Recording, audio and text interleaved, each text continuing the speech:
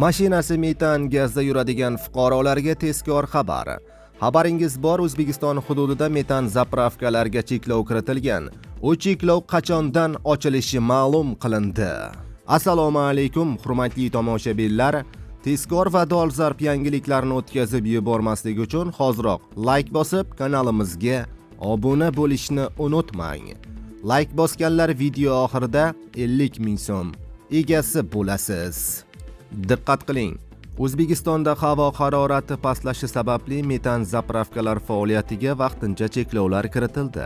Bu haqida Energetika vazirligi matbuot xizmati xabar berdi. Qayd etilishicha, havo haroratining keskin pastlashi sababli tabiiy gazga bo'lgan talab oshgani bois ayrim hududlarda quvurlarda gaz bosimining pastlashi kuzatilmoqda. Aholi xonadonlari yoki tibbiyot va ta'lim muassasalarini birinchi navbatda tabiiy gaz bilan ta'minlash ustuvor vazifa hisoblanadi. Shu sababli avtomobillarga gaz to'ldirish, kompressor shoxobchalari, metan zapravkalar faoliyatiga vaqtincha cheklovlar kiritildi. Bu chora faqat sovuq kunlarda aholi uchun barqaror ta'minotni ta'minlashga qaratilgan bo'lib, vaziyat barqarorlashishi bilan cheklovlar bekor qilinadi, deyiladi ma'lumotda. Hududdagi vaziyatga qarab qo'shimcha ma'lumotlar taqdim etilishini ma'lum qilamiz. Shu bilan birga aholi ehtiyojlarini ta'minlash maqsadida ijtimoiy soha obyektlariga xizmat ko'rsatish hamda jamoat transport vositalari uchun gaz ta'minoti cheklovlarsiz barqaror tarzda ta'minlanadi.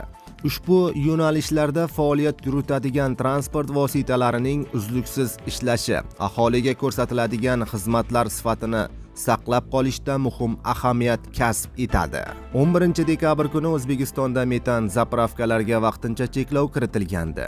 12 dekabr kuni Hudud gaz poytaxt gaz ta'minoti filiali jamoat transportlariga uzluksiz harakatlanishini ta'minlash maqsadida 21 ta zapravkada tungi vaqtlarda ham ish faoliyatini davom ettirishi va jamoat transportlarini yoqilg'i bilan ta'minlashini ma'lum qilgan edi, deyiladi ma'lumotda. Aziz do'stlar, videoroliklarimiz keng tarqalib barchaga yetib borishligi uchun like bosib qo'yishni unutmang.